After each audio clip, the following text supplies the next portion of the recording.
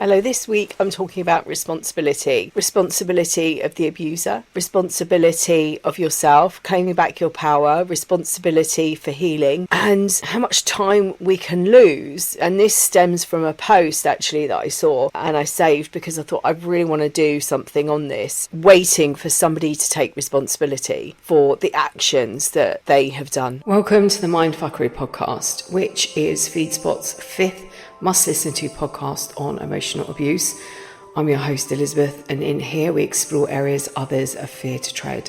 Through my own personal journey, I know how much this hurts and how confusing life becomes. So many questions, no closure and no real answers. I've been a woundologist for over 20 years. I'm the unintentional author of Finding Lily, the A to Z of emotional abuse and divorce matters. I help you clear past life wounds, ancestral trauma, and this life wounding.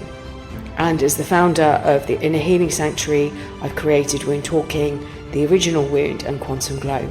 I'm on a mission to help educate as many people as I can on the effects of trauma on our lives and our children's lives, and healing the wounds of our mothers and our fathers. It stops here, it stops now, it stops with us. So welcome along for the journey of a lifetime. Yeah, so this week I'm talking about responsibility, and I saw this video and it said, are we asking abusers to be accountable when they're telling survivors that they have to forgive? And initially I thought, oh, that's interesting. And then I started to sort of process it a little bit more. And I'm not saying that abusers shouldn't take responsibility by any means, but the whole point of this podcast is about claiming back your power and healing. And I've written in the book The A to Z of Emotional Abuse, and on that page where it says responsibility, R is for responsibility, and then it says it's blank because they can't take any. And this is what I want to talk about, because you can get lost trying to get somebody to be accountable for their actions, and this is actually what happened to me. Okay, let me just read that section out. So R is for responsibility. It's blank because they can't take any. But you can take responsibility for your own life and your own healing. You can use the techniques of no contact or grey rock to protect yourself, or remove yourself from a situation, perhaps when a conversation gets heated or is going round and round without a conclusion. See circular conversations. Give yourself time to clarify your thoughts, explain that you need time to process them and your feelings. Take responsibility. I need time too. I feel it would be better to discuss this. Understand and heal your original wound. Find the root cause of the trigger and heal it. Now, we are asking the abusers to take responsibility. You may have asked them multiple times, but the emotionally wounded, the emotionally stunted, people who are higher up on that narcissistic scale, they are so fragile and insecure, they can't possibly take responsibility because it means that there's something wrong with them. And they have spent all of their life pretending and creating an environment where that isn't true. So for them to take responsibility for their actions would mean that their castle comes crumbling down because there are no foundations. They are not going to take responsibility, and we can get trapped. And as I said, that's what happened to me. I was so focused. I was giving everything up. During the divorce, I even said, if you take responsibility, I'll walk away from this now. All I wanted was him to say, I take responsibility. Now, did I really need him to take responsibility? Because I had so much evidence, emails, websites, all sorts of things that I'd found and discovered, conversations. There was so much evidence, but this was driven by a wound. That wound came from abandonment, betrayal and shame. It might have been 3 wounds. It might have been a wound for each. It might have been a wound that was using and pulling from the abandonment that I experienced, because, and this is an interesting one because this is twofold with the abandonment. The abandonment that I felt was linked into shame. the abandonment of myself, what I'd given up for this person, and I could see he wasn't who I thought he was originally. The shame came from not walking away years earlier when I first wanted to walk away and believing the lies. The betrayal was that I believed the lies and I was betrayed again. It might have come from a betrayal of self. The responsibility I felt in the end was mine. He was not going to take responsibility for his actions, for the way he treated me, the way he treated my family, because to do that and take responsibility means that he's flawed in some way. Now, I can put my hands up and say, I know my flaws, or I thought I knew my flaws, but this relationship highlighted more of them. It highlighted other coping mechanisms that I had and that I'd picked up and that I was given. And for me, taking responsibility was like cleaning everything, stripping everything back, rebuilding and starting again. So this quote, are we asking abusers to be accountable when they're telling survivors that they should forgive? I've heard many people say, I'm never going to forgive my abuser. I'm never going to let that go. And that's a dense energy that you're carrying around. And this is what we need to be shifting. It's like carrying a rucksack full of rocks. It gets heavy and you can push these memories to the back, but they do come forward again. A memory pops up. You find yourself, it might be a smell, it might be a sense. And this is where healing the wounds is crucial. When I talk about divorcing emotionally, I'm talking about healing these wounds. I'm not talking or saying you need to approach your abuser and say, I forgive you. You don't need to do that. This is energetic work. This is vibrational work. This is deep inner healing work. You release the trauma within your body and you are taking responsibility. The abuser is not going to be accountable because they don't see anything wrong with their behaviour. And if they do, they're not going to admit it because their fragile inner self will not allow that. They will not be held accountable for their actions, for their words. And that is a trap. If you're waiting for them to become accountable, to take responsibility, you're trapping yourself. They will unravel. They will move on. They will find somebody else. They will spot their wounds. They will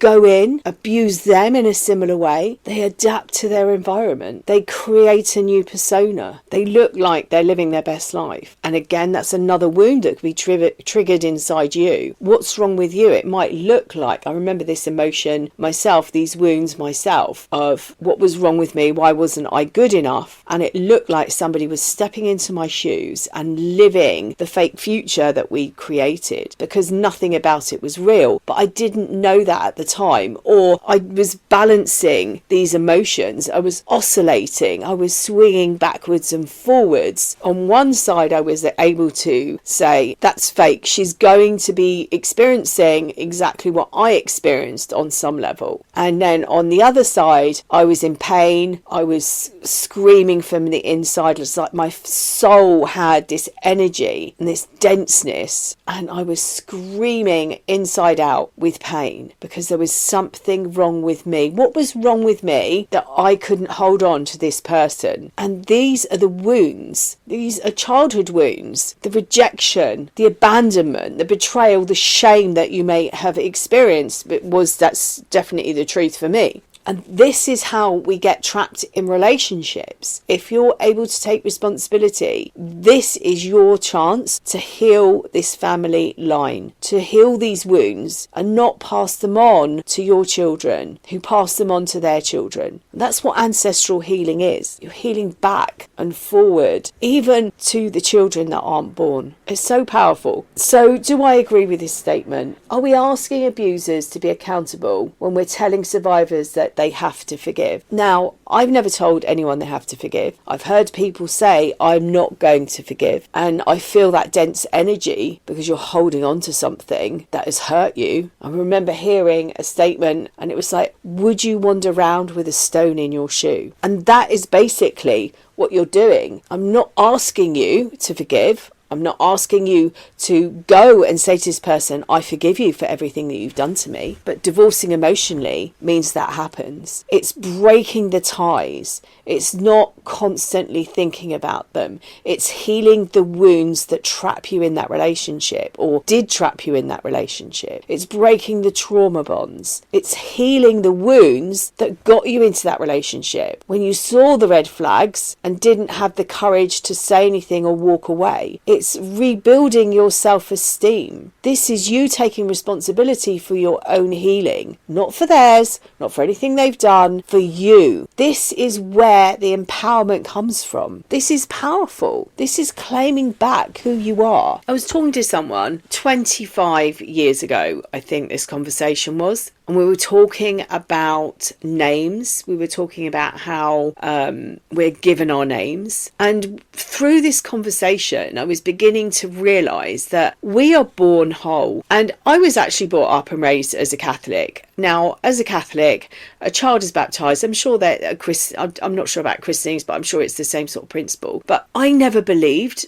that a child could be a sinner. So in a way, this work would be healing the sins, because this is ancestral work that I do. You know, a child is born and they're baptized, they're released of the sins that they were born in with. How can a child be a sinner? It was always something from a very young age that I questioned. So with that in mind, and this conversation about how the child brings in their own name for whatever it was that we were talking about, I was talking about with this woman, I started to think, you know, when we're born, we actually come in with everything that we need. We know our life path, what we're here for. For a very long time, I've always felt that the child coming into that family unit has information, had more knowledge, and is more whole than the parents it's born to. And by doing this work, you're reclaiming back who you were, that whole you, before a person told you that they didn't like this. It's like John Welwood's The Castle. I always remember hearing Debbie Ford's version of it, and she was talking in the book that I was reading, The Dark Side of the Light Chasers, and she was saying, you know, we're born, we're this castle, and we've got so many different levels, basements and kitchens and ballrooms and dining rooms and bedrooms and attics, and bit by bit over the years people say, oh, I don't like it when you do that, I don't like that bit of you, I don't like it when, and bit by bit we close the door on that person that we are, because that's who we are. That's just one person or a few people saying I don't like, and we're shut down. And she said one day we wake up and we're a 2-bedroom semi, and it struck me so powerfully in that moment all those years ago. Well, yeah, that's right. That passion that we have as a child, somebody might be having a bad day and they tell us something, and this is a lot of the work that I do with the conversations, honest conversations, because it's so powerful and life-changing. I'm not asking you to forgive anybody. That is your choice. What I'm encouraging you to do is take responsibility. And I remember so many times wanting someone to take this away and deal with it, somebody to take the pain away. I reached out to so many different people. I spent a lot of money trying to heal, and eventually I realised it was me. I was the only person that could do this. And one of those reasons is because I realised at some point the only person that I could be completely honest with and not hold back any information was myself, because of the shame, betrayal and abandonment and every emotion that goes with that. There were things that I couldn't tell people that had happened in that relationship, but I could be honest with myself, and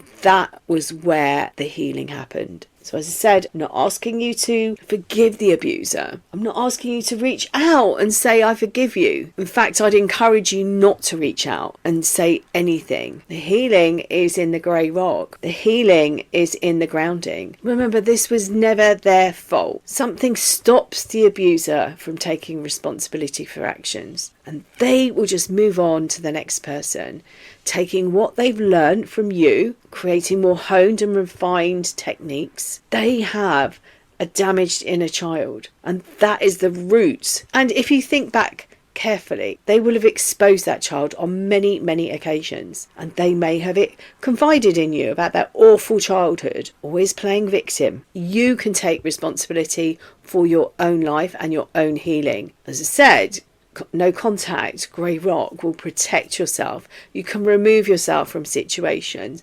grounding, breathing. There are so many other things. Self-care. I'll put a link to my free downloadable self-care guide. Understanding and healing the original wound, and honest conversations will help you as well. Again, I'll put all of the links in the description below. I hope this week has been helpful, and as always, I'm sending you loads and loads of love until next time.